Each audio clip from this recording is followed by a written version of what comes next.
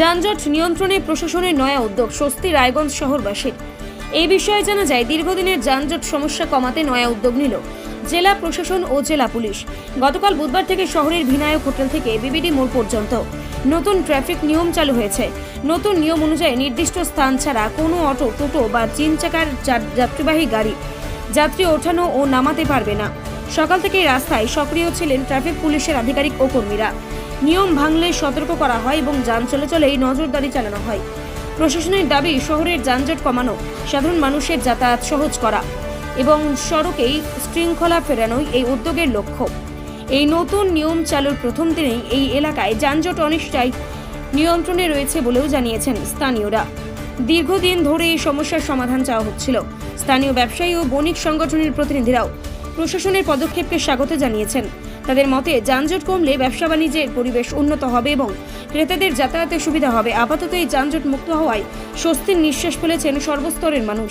প্রশাসনের আশা, সকলের সহযোগিতায় এই ব্যবস্থা কার্যকর থাকলে রায়গঞ্জকে আরও সুশৃঙ্খল ও যানজট মুক্ত করা সম্ভব হবে। এই প্রসঙ্গে সাধারণ নাগরিকেরা একে একে আরও কি জানালেন শুনে নেব। দিদি, আপনার নাম? আমার নাম মৌমিতা গাঙ্গুলি, কোথায় বাড়ি? বিধাননগর। এই যে দীর্ঘদিন পর যানজট মুক্ত শহর পাওয়া গেল প্রশাসনের উদ্যোগে, এই বিষয়ে কি বলবেন? এটা খুবই ভালো একটা উদ্যোগ, কারণ এই টোটো এবং প্রচুর এত যানজট হচ্ছিল, স্কুল টাইমে সময় মতো পৌঁছানো যাচ্ছিল না। এখন এই জিনিসটা যেহেতু যানজটমুক্ত থাকছে, প্রশাসনের এই উদ্যোগের কারণে আমাদের নিত্যযাত্রীদের যাতায়াতে অনেকটা সুবিধা হচ্ছে। প্রশাসনের এই উদ্যোগকে কি বলবেন? অবশ্যই সাধুবাদ জানাবো। এটা খুব ভালো উদ্যোগ এবং ভবিষ্যতে এই উদ্যোগটা জারি থাকলে আমাদের নিত্যযাত্রীদের খুবই সুবিধা হবে।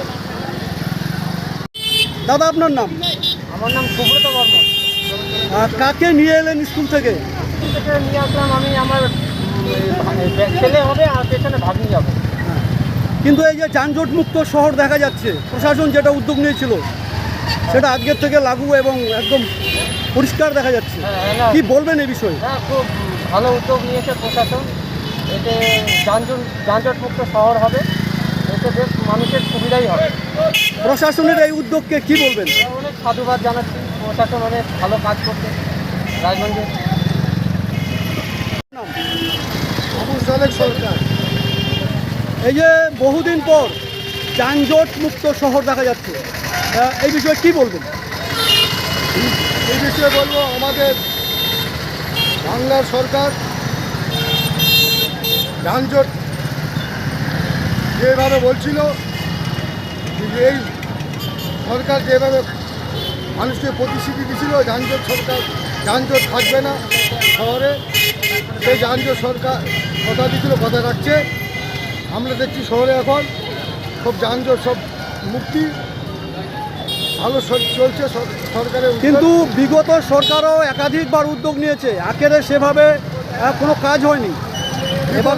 বিগত সরকার যেভাবে বলছিল, বিগত সরকার কাজ করে নাই, সব খালি ভাওতাবাজ দিয়ে চলছিল, প্রশাসন কোনো কাজ করেনি। এইবারে সরকার যে উদ্যোগ, প্রশাসন যেভাবে কাজ করছে, খুব ভালো উদ্যোগ দিতে, ভালোভাবে কাজ করছে, ভালোভাবে কাজ হচ্ছে। কিন্তু ইতিমধ্যেই আপনার মতন অনেক সুনাগরিক এই বিষয়ে প্রশাসনকে এবং সরকারকে সাধুবাদ জানিয়েছেন, কি বলবেন? একদম বাংলার মানুষ এই সরকার সাধুবাদ জানাচ্ছে এবং মানুষ সব নিরাপত্তা আছে, মানুষ শান্তিতে আছে। এবং প্রশাসন যে তৎপর রয়েছে সেই বিষয়টা কেমন চোখে দেখছে?